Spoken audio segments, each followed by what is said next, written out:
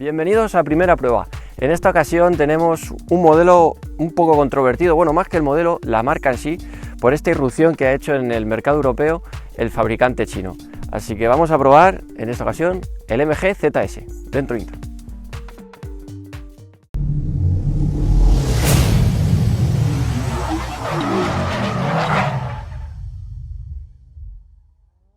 Bueno, antes de empezar a ver este modelo, voy a intentar resumir lo más breve posible un poquito lo que es la historia de MG, ya que daría para solo un vídeo, e incluso bastante largo, el poder hablar de esta marca, ya que tiene muchos años de historia.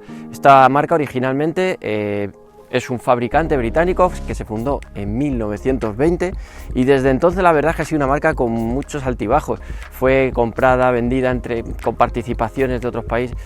Fue una marca un poco convulsa, digámoslo así, hasta el 2005, donde se declaró en bancarrota y fue comprada por SAIC, el fabricante chino por el que tenemos este modelo aquí hoy en día. En cuanto a los modelos, esta marca siempre ha tenido un corte deportivo desde sus orígenes, las primeras décadas de los 30 a los 40, donde hacían los vehículos eran principalmente biplazas, deportivos, descapotables, que cualquiera que haya ido a concentraciones de clásicos los podrá recordar porque tienen un aspecto muy característico. De hecho, dejo alguna imagen para que recordéis su modelo. Más recientemente, que de hecho incluso hoy en día podemos seguir viéndolos por las carreteras, o bueno, si siguen funcionando, ya que su fiabilidad no era su virtud, como el MG ZR, el 75, que tenían ese corte deportivo, hasta, como digo, la venta en 2005, donde ya dejaron de fabricar y vender sus modelos, hasta la actualidad. En cuanto al fabricante SAIC, tendemos un poco, el problema que tenemos en Europa es que también como cerramos un poco a intentar no ver lo que viene de fuera y proteger nuestro mercado, que hacemos bien, pero esto es un poco como el cine. Hace 30 años en España principalmente consumíamos cine americano y series americanas. Actualmente con Netflix puedes ver una serie sueca, una película francesa o italiana. Pues esto está pasando con el mercado automovilismo, están llegando de fuera. ¿Que no nos dejan vender sus marcas? Pues compran marcas de aquí y venden sus coches, como es el caso de MG. El fabricante SAIC, que lo veremos después cuando vemos el coche, los cristales que viene el logotipo del fabricante SAIC, no es una marca pequeña. Estamos hablando que es el primero, si no el primero, el segundo fabricante de coches más grande de China. Entonces no es una fábrica pequeñita o es un productor pequeñito, no, estamos hablando de un fabricante muy importante. Y este fabricante no, desde sus orígenes, no digamos que no ha recibido o buena formación o buena infraestructura para poder trabajar, ya que incluso hicieron pactos con Volkswagen, incluso compraron el 49,9% de las acciones de General Motors. Entonces estamos hablando de que SAIC es un gran fabricante y que bueno, que esto no ha hecho nada más que empezar y no pararán de llegar nuevos modelos y cada vez entrar más en el mercado. Tenemos dos tipos de equipamiento, el equipamiento Confort, que parte de 17.190 euros, y el Luxury, que es el de esta unidad, que parte de 19.190 euros. Comenzamos por su parte exterior frontal. Comentar que entraremos un poco a detallar los materiales, ya que es un aspecto que se ha criticado mucho, que si los materiales no son buenos y tal. Vamos a ver el exterior. A mí de entrada no veo malas calidades, ni parachoques, ni nada. Sí que es verdad que los antinieblas es plástico y que esto no quiere decir que es porque sea esta marca o este modelo que ha salido así. Eso tiene Sopel, que son también de plástico. Yo lo que mejor veo es que es el cristal para lo típico de las carreteras, las chinitas. Al estarlos muy cerca del suelo puede llevarse cualquier tipo de chinazo y el plástico al final acaba marcándose y rompiéndose mucho más fácil el cristal. Esto cualquier coche un poco de gama más alta los tienen de cristal. Pero bueno, que tienes un Opel Astra con nieblas que tiene también el plástico, o sea que no se le puede menospreciar en calidad por eso. Lo demás tiene la cámara para el tema del aparcamiento, después lo veremos también cómo se activa, y tenemos la visión 360, que es la verdad muy buena, me ha gustado mucho. Tiene una gran rejilla frontal, que estos algunos sí que han digamos que se parecen a otras marcas, no voy a dar a cada uno que saque sus conclusiones, pero sí que es verdad que la función de airear tiene una entrada de aire enorme para los radiadores, tanto la parte superior como la inferior. Para refrigerar bien el motor, la verdad es que va perfecto, no tiene ningún tipo de problema. Como estáis viendo, la parte de abajo no tiene cubrecárter. El fondo sí que es verdad que es bastante plano, aunque ya veremos ahora la parte trasera, que no están, ahí se acaba la parte plana, digamos la parte aerodinámica, pero la parte de abajo sí que es verdad que los coches gasolina no suelen montar muchas veces cubrecárter, sobre todo los que son de motorizaciones pequeñas, y yo es algo que dicen que es por la refrigeración y tal, pero como un cubrecárter para proteger la parte de abajo y evitar suciedad al motor, yo lo veo imprescindible, pero bueno. Comentar que el coche tiene 4,32 metros, digamos que no es un coche pequeño, pero tampoco es grande, digamos que es un SUV bastante compacto. Destacamos de su parte lateral, bueno, tenemos vaca incorporada de serie, los cristales no están tintados, pero sí que están ligeramente oscurecidos. Son unos cristales que la verdad es que no he visto con este tonito así ahumado. Es curioso, no llega a ser tintado, pero sí que son algo más oscuros. Después tenemos lateralmente, en la parte inferior, estos plásticos no son protectores, ya que si abrimos la puerta, la parte exterior o la parte que podía golpear con algo, sobresale más la chapa que el plástico, por lo que es algo más estético que para proteger. Tenemos también esta inserción de plástico imitando a aluminio pulido, y también tenemos en los retrovisores, que son al cerrar y al abrir plegables automáticamente.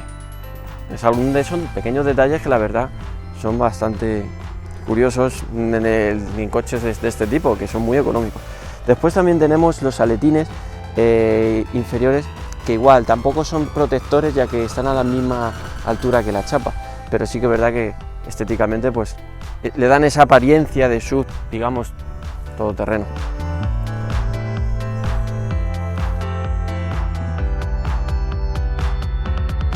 Vamos a entrar a comentar el apartado de suspensión y frenos. La suspensión, estamos hablando de tipo McPherson. La pinza de freno, el sistema de frenado que lleva es una pinza de un monopistón. Los discos delanteros son ventilados de 280 milímetros y con llanta de 17 pulgadas. En este caso contamos con un neumático que la verdad es que para estas fechas, que aunque estamos en octubre, parece más agosto, no es muy bueno, ya que es para invierno, y en asfalto para mí no es el mejor el neumático. El paso de ruedas sí que es verdad que me gusta, ya que es de plástico, no son de esas especies de espumas que no lleva muy bien el paso del tiempo y el mojarse. Esto, al ser plástico, se limpia fácilmente. Tiene unas pequeñas entradas de aire que, si nos fijamos lateralmente, son reales. Esto se une con la parte delantera del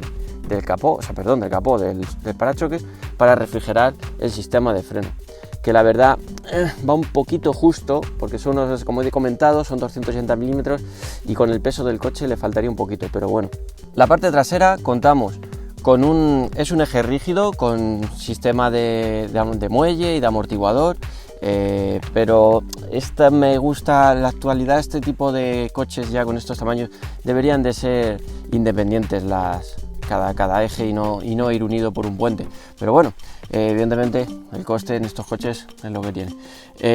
Los frenos que tenemos son un freno de disco macizo de 255 milímetros con una pinza monopistón, y igual la parte trasera, el paso de rueda en este no es igual al delantero. Este es esta especie de terciopelo y tal, que no sé por qué en el delantero lo ponen de plástico y aquí lo ponen con este terciopelo, que lo que digo, el paso del tiempo en esto se ensucia, es peor limpiarlo.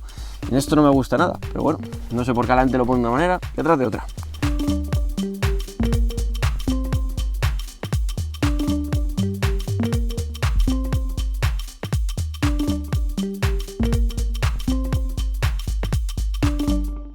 Para la parte trasera, comentar, bueno, el emblema me recuerda a los primeros Leones que usaban el logo para poder abrir el maletero, y el propio Córdoba, que probamos también en este canal. La parte trasera también destacar los sensores de aparcamiento, y tenemos también una pequeña camarita para el 360 que veremos ahora en la parte de interior. También tenemos la parte inferior, esta especie de difusor. Es falso, difusor falso me refiero a que el fondo no es plano y esto hace bien poco, pero es una especie de más estético que la función que tiene en sí. Tenemos dos salidas de escape, igual son falsas, se ve perfectamente, tiene el cromado y tal, pero es falso. Solo tiene una salida de escape, que ahora la veremos en el vídeo del fondo trasero, y también tenemos salidas de aire que igual son falsas, no tienen ningún tipo de salida. Son estéticos. En la parte trasera, la verdad que digamos que todo es muy bonito, porque yo lo veo muy bonito, pero es estético, no tiene ninguna funcionalidad, ni el difusor, ni los escapes, ni las salidas de aire. El motor contamos con un 1500 centímetros cúbicos de 106 caballos. Tenemos en total 2 árboles de leva con 16 válvulas. Y como podéis ver, el motor sobra espacio por todos los sitios. Tenemos la caja de cambios, es manual de 5 velocidades, que bueno, se puede ver perfectamente. De hecho se ve hasta el accionamiento del embrague, que es hidráulico. Es que me encanta el acceso que tenemos, podemos ver perfectamente, hasta se ve la parte del suelo, vemos los largueros, todo el tema para acceder al faro, a las bombillas. Tenemos infinidad de huecos para poder trabajar con él. En este aspecto es un coche que para los mecánicos van a estar bastante contentos por lo fácil acceso que tiene. Sí que es verdad que este espacio también se va a ver reducido en las otras versiones, porque hay que recordar que la hay hasta motor híbrido y demás, entonces el espacio ahí se va a ver muy reducido por toda la electrónica y motores eléctricos que lleva mucho más mecanismos, electrónica, baterías, entonces todo eso va a ocupar muchísimo más espacio. Pero con este motor 1500 sin turbo, como vemos, tenemos hueco por todos los sitios para trabajar. Otra opción de motor que tenemos es el 1000 centímetros cúbicos de 111 caballos y 3 cilindros.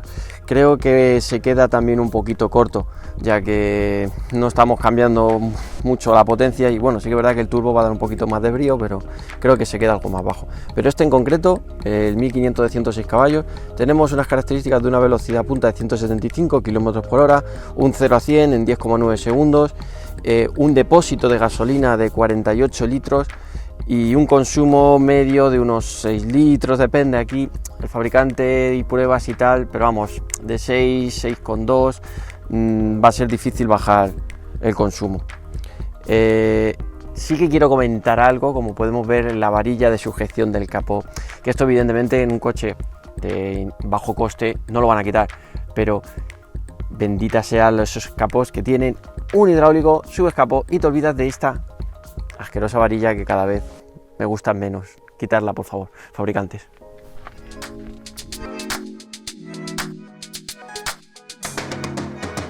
Vamos a probar de lleno su interior. Simplemente comentar que ya su acceso es bastante cómodo, porque tenemos, al tener el asiento tan alto, el entrar, sobre todo para gente, oye, que ya sea mayor o que le cueste hacer ciertos movimientos, es muy cómodo, tanto de entrar como para salir. La verdad que en ese aspecto, también claro, es que su SUV es bastante más alto que un coche berlina más baja, etcétera. Vamos a comentar y detallar un poco su interior, que ha sido las partes más criticadas por toda la gente en cuanto a pruebas y revistas del motor, y porque si son copias, que si las calidades. Voy a ser lo más objetivo posible viendo lo que aquí tenemos. Vamos a comenzar por simplemente el volante. Sí que es verdad que aquí tengo que comentar que el volante es una especie, es un polipiel, no es cuero. Sí que es un poco el tacto un poco plasticoso. En cuanto a la hora de lo que te transmite, se ve que es un poco plástico. Pero el salpicadero, por ejemplo, es una imitación que de hecho me costó verla al detalle. Es plástico, es goma blanda, no es cuero. De primeras me lo pareció, la verdad, que eran costuras, pero esto es algo que incluso otras marcas, digamos, más premium, como son los Toyotas, lo lleva exactamente igual. Es algo que me pareció curioso, porque de primeras da bastante el pego, pero lo que sí que está cosido de verdad, estas costuras en rojo, con este efecto, aunque es blandito, pero imita la fibra de carbono. Evidentemente no es fibra de carbono, pero sí que esto me gusta, porque es blandito. Esto va a evitar vibraciones y ruidos con el paso del tiempo, que sí que te pasan en salpicaderos que son duros y de plástico duro, y que con el tiempo crujen y suenan. Esto nunca va a estar crujiendo. Entonces yo no sé la calidad si será más buena, será más mala. Ya probaremos con suerte este coche dentro de X años y bastantes miles de kilómetros más encima, y veremos cómo va su envejecimiento, pero yo no veo para nada mala calidad esto. Las toberas del aire, en plan de que esto copiaban otros modelos, bueno, eso lo hacen todas las marcas al final. Sí que es verdad que este negro, esa especie de negro piano, hace que se note enseguida. Fíjate, el coche es nuevo, tiene un poquito de polvo y ya se nota cualquier rastregón de suciedad, se nota porque brilla mucho y coge mucha porquería. Pero son bonitas para cerrar y abrir la toma de aire. Después tenemos, bueno, el volante, aparte de lo que he comentado, es multifunción, tiene para subir, bajar el volumen, cambiar los menús, que bueno, vamos a encender lo que es el contacto para que veamos toda la pantalla, porque no tiene lo que son las esferas, no tiene la velocidad, no la tienen en analógico, la tienen digital. Y podemos manejar los diferentes menús con el volante en cuanto a ver las presiones de las ruedas, que tenemos la presión de los neumáticos en el cuadro. Tenemos los indicadores también de lo que son los cinturones de seguridad. El cuadro, la verdad es que la información que te da está bastante bien. Sí que no me gustan las revoluciones, como veréis después mientras que conducimos y tal. No es muy claro, no me gusta. En cuanto a las revoluciones no me gusta. La velocidad sí te sale apartada, y sí que echo de menos más menús en cuanto a poder elegir o un diseño, otro diseño, otros colores, ya que eso hoy en día no cuesta nada y así te deja un poco de libre elección y de personalización. Como veis, el coche tiene 1218 kilómetros, está completamente nuevo.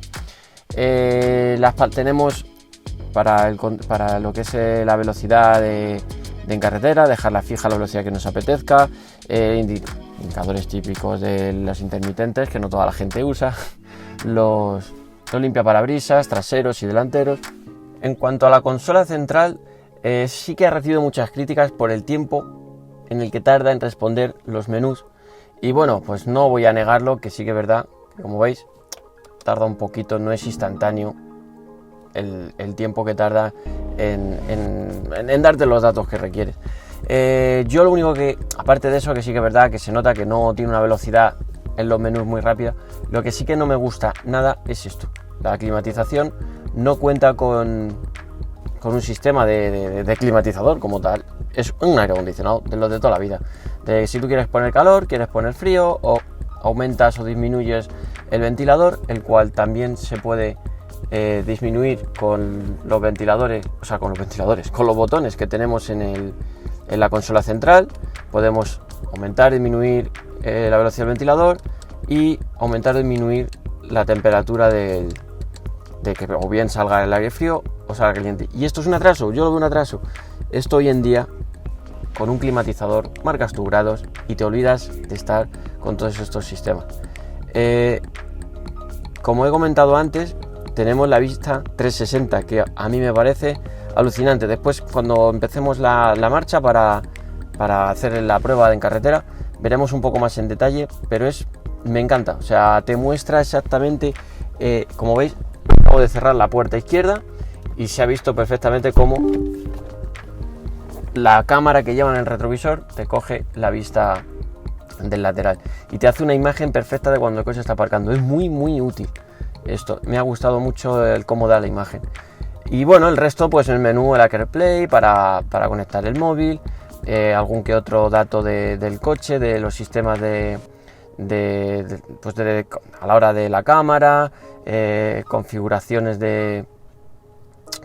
pues la dirección. Tenemos la dirección es eléctrica y podemos regularla, que sea más dura, más blanda, diferentes menús que bueno, la verdad que lo traen muchos modelos con este tipo de sistemas.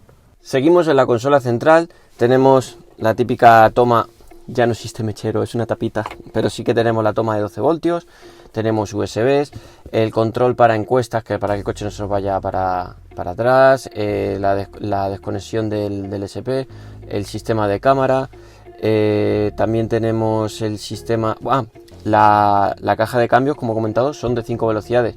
No va a echar en falta una sexta, porque ya os digo que el motor no desarrolla como para meter una sexta marcha, no sería útil. Esta zona sí que es muy característica de una cierta marca, que cada uno la recuerde, y si no la recuerde, pues lo disfrutáis, porque está muy bien rematado. La verdad es que está muy bien rematado, las costuras, el efecto del polipiel que lleva, como comento, no sé cómo llevará el paso del tiempo, pero está muy bien rematado, no suena, no cruje, o sea, está bien, lo estoy moviendo con fuerza y no suena, está bien asentado. También ya lleva como si fuese de fibra de carbono en pegatina o en plástico con la fibra. La verdad es que da el pego bastante bien. Más inserciones de plástico en aluminio, de plástico efecto aluminio pulido. el cuero de la palanca de cambios. La palanca de cambios sí que me parece un poco simple. Le hubieran puesto algún tipo de detallito un poco más deportivo y habría quedado mucho mejor. Para los posavasos, para botellas, freno de mano manual, no electrónico. Esto a mí me gusta. La verdad que los electrónicos no me llaman mucho la atención. Tenemos una guantera más en la parte central para apoyar el brazo. Y bueno, los asientos, como podéis ver, a mí me encantan la estética que tienen. Son bastante cómodos. Sí que es verdad que lo malo de la piel, que a mí no me gusta, o del polipiel, es que te quedas pegado. Cuando la persona que iba de copiloto aquí, que iba grabando, que va a ir grabando la prueba, iba con pantalones cortos y se queda bastante pegado, que es lo malo de este tipo de tapicería.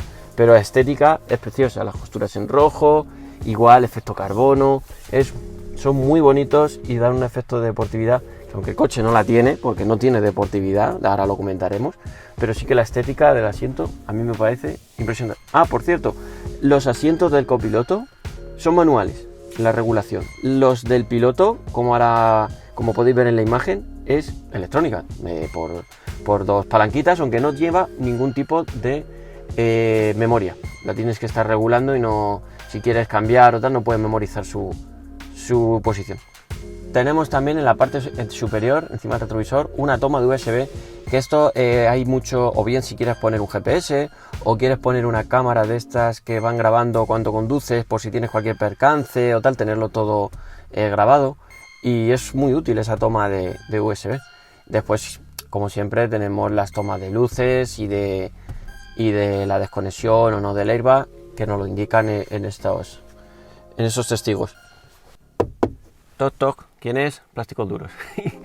Sí, como podemos ver, los plásticos de las puertas en la parte superior son duros y eso me parece un fallo, teniendo el salpicadero blando, de goma blanda y gran parte de las partes del interior siendo de goma, que esto lo hayan puesto de plástico, evitarías estos.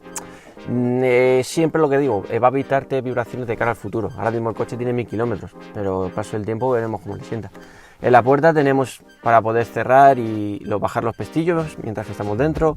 Las 4 ventanillas son eléctricas, podemos bloquear las ventanillas para que no se puedan bajar. Tenemos más inserciones en fibra de carbono con las costuras en rojo y la verdad un gran hueco en la puerta para poder guardar las cosas. Y altavoz en la parte inferior y los tweeters van en el pilar A del coche. Contamos con pedales de goma, no tiene ningún tipo de inserción así de aluminio, más deportiva y tal.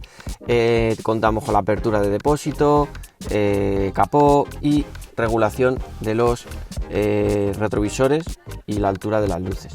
El volante es regulable, como podéis ver con la palanquita esta de aquí, en altura, pero no en profundidad. Pero bueno, tampoco lo veo un problema. Pues nada, vamos a la parte trasera. ¿Qué voy a comentar? Ya sabéis mi altura, si no la sabéis os la recuerdo de nuevo, 1,90. Y esto está colocado para 1,90, la parte delantera, que es donde iba conduciendo, o sea que mirar el espacio que me queda, o sea, vaya, es muy ancho, se va cómodo, tienes hueco de sobra en la cabeza, bastante, o sea, tengo más de una mano para llegar al techo. La visión que tiene la parte trasera es buenísima, tienes una gran ventana, no te hace efecto sentir que vas en un sitio apretado, un poco claustrofóbico, estás bien. La parte trasera también, sí que es verdad que tiene estas pequeñas ventanitas que se las pueden haber ahorrado, no sé, estéticamente yo creo que si hubieran dejado todo liso.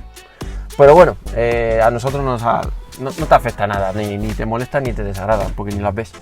Y la verdad que los acabados del techo son buenos, las puertas siguen siendo de plástico también atrás duro, normal. Eso sí, la parte donde apoyas el brazo es blando, es acolchado, con también igual el efecto de fibra de carbono con las costuras en rojo. Y tenemos las dos tomas de USB para conectar el móvil, cargar, etcétera, y un pequeño huequecito por si lo queremos dejar ahí. Aparte de también en los asientos traseros, las dos bolsas que tenemos justo detrás. Sí que es verdad que he hecho en falta una cosa, que es el apoyabrazos. A mí me encanta llevar un apoyabrazos para, sobre todo los viajes un poco largos, ir ahí, y aquí me falta eso. Eso sí que se echa en falta. Los asientos sí que es verdad que atrás no abrazan mucho, tienen la abertura, son muy abiertos. pero bueno, volvemos a las mismas, no es un coche para hacer curvas, es un coche para viajar, familiar, ir tranquilo y sobre todo que sea cómodo, y eso lo cumple, muy espacioso. No, o sea, tiene un hueco aquí en la puerta, no tiene, aparte del huequecito ese, tiene el hueco en la puerta y no tiene más huecos, pero tampoco lo veo necesario tener más, porque el de la puerta no es pequeño, o sea, te entra perfectamente, hay una botella de agua o lo que queramos. Y poco más que destacar, aparte de las agarraderas, no tenemos mucho más. Coche simple en esos aspectos, pero efectivo en todo. Yo, o sea, no le veo tantas pegas como la gente comentaba, que si es que le falta esto o es que las calidades.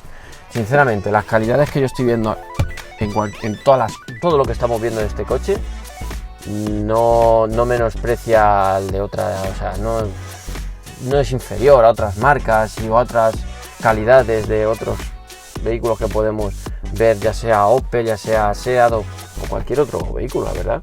Por comentar algo, alguna crítica, sí que lo único que he visto es esta parte aquí de las costuras, que es como que queda un poco más levantado. La otra está bastante, bueno, la otra está bien rematado y aquí queda un poco levantado, hace una pequeña como doblez.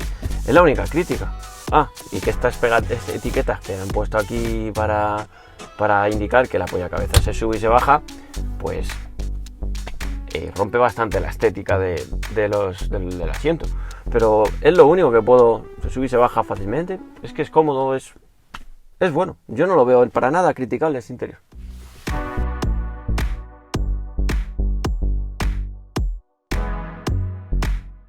En el maletero tenemos una capacidad de 448 litros en total.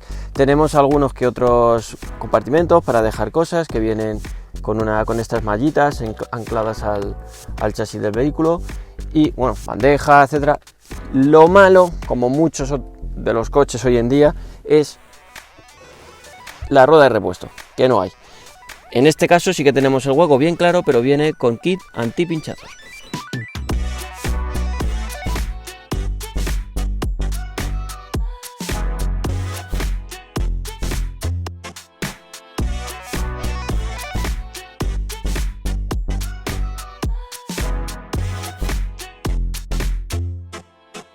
Bueno, pues vamos con la prueba de conducción, en el que aquí comentaré un poquito más por los aspectos en general, incluso de lo que hemos visto del coche, incluso la conducción.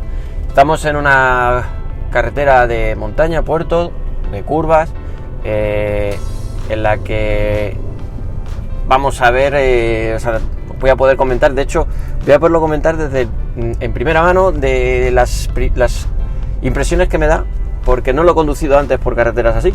Ni prácticamente por ninguna carretera, lo he cogido literalmente hace 2 horas, entonces por primera vez, entonces todo lo que comente no va a ser cosas súper reflexionadas, no, va a ser lo que siento. De entrada sí que es verdad que tengo que comentar, bueno, ya lo he comentado antes en cuanto al motor, que el motor va bastante justito, o sea, ahora mismo vamos 2 personas, si a esto le sumas una familia con otras 2 personas, típico maletas en el maletero, vamos, que le sumas otros 200 y pico kilos o 300 más, contando el peso de las personas y tal, es bastante, o sea, va a ir bastante más perezoso. Digamos que le falta un poco de potencia en cuanto que llega algún repecho y hay alguna subida o nos queremos incorporar rápidamente, aunque le subamos de vueltas, el motor le cuesta. Al final es un coche que con el tamaño que tiene le haría falta, con un turbo y 30-40 caballos más, se pusieran 130, 140, ya respondería muchísimo mejor seguro. Pero claro, seguramente su precio pues ya no estaría por debajo de los 20.000, como es el caso de esta unidad. Con el acabado tope de gama aún así son 19.200, entonces pues seguramente un turbo habría incrementado un poco más los precios, bueno. Pero la verdad que la conducción del coche, sin intentar, como comento, ese reprise, el incorporarte o ese intentar, pues que en curvas, en puertos como este, subir un poco alegre, si no necesitas, si no vas a echar en falta nada de eso, por lo demás vas a ser un coche, por ejemplo, en estas curvas que normalmente en cuarta va bien, voy a bajar a tercera porque le cuesta subir. Pero en cuanto a la conducción, aún así es muy... O sea, es un coche para pasear, por así decirlo.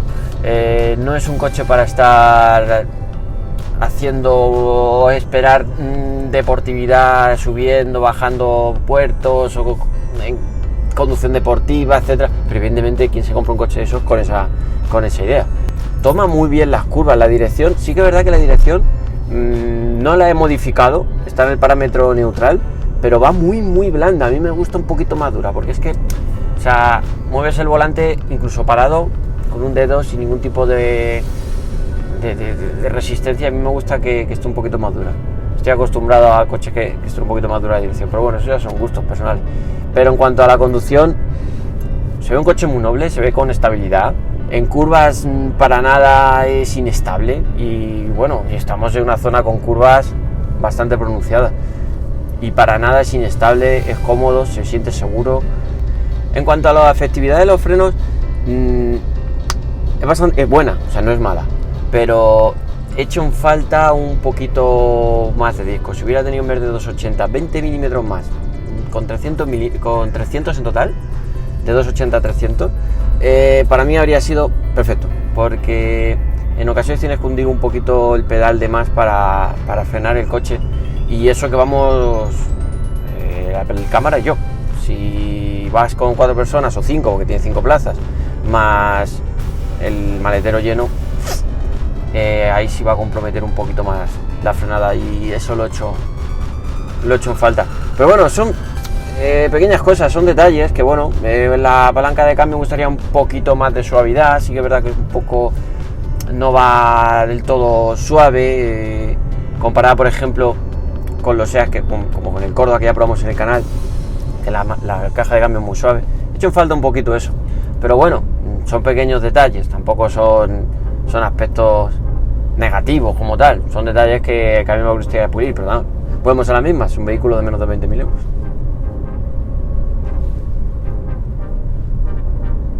Bueno, y para terminar con las conclusiones de la conducción, del vehículo, de todo en general,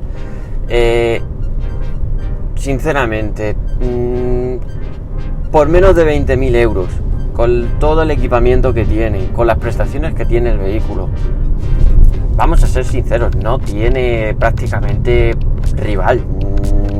Digamos que cuál es el más cercano que puede sub de este tipo, que puede hacer frente o que puede compararse. El Dacia tampoco tiene mucho más rivales. En cuanto a lo que sé, como hemos comentado, de calidades y tal, las calidades tampoco son para nada malas, los acabados no son malos, salpicaderos como hemos comentado en goma, lo único que tiene plástico duro son las puertas, es lo único que tiene, así que puedes decir que el paso del tiempo le puede hacer tener grillos. Que el polipiel se pueda quitar o pasar con los años, ya veremos, incluso le haremos una segunda prueba y veremos qué acabados tiene, o qué paso cómo le afecta el paso del tiempo. Pero la verdad, no es un coche malo, yo no le veo en nada. Que va el motor un poco justo, que cosas como los frenos un poquito más de milímetros o la caja de cambio un poquito más dura, pero bueno, eso ya son detalles.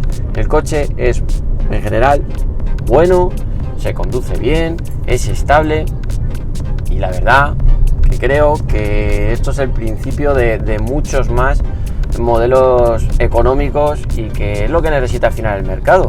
Coches baratos, entre comillas, simples, como este, es un motor simple que no tiene mucha complejidad, y bueno, y seguramente, como he comentado antes, la marca, este fabricante chino, incluso, bueno, hay una serie de, que como digo, SAIC también es una marca como MG, para hablar de ella detenidamente, pero es una marca que incluso tiene una sección en China de lujo que se llama Roeve, que era el logotipo, y aquí lo pongo en pantalla, que era el logotipo, una copia del logotipo de Rove.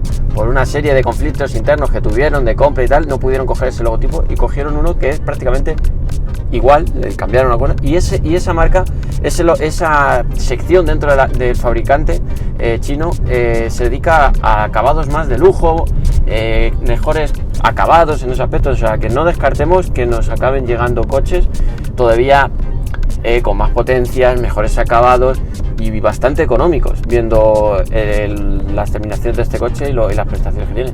Así que la verdad que el que tenga dudas sobre comprarse este coche o no, yo no las tendría si buscas un coche de este segmento. A mí los SUV no me gustan, me prefiero una berlina por capacidad y prestaciones, pero el que busque un vehículo de este tipo, ir a por él.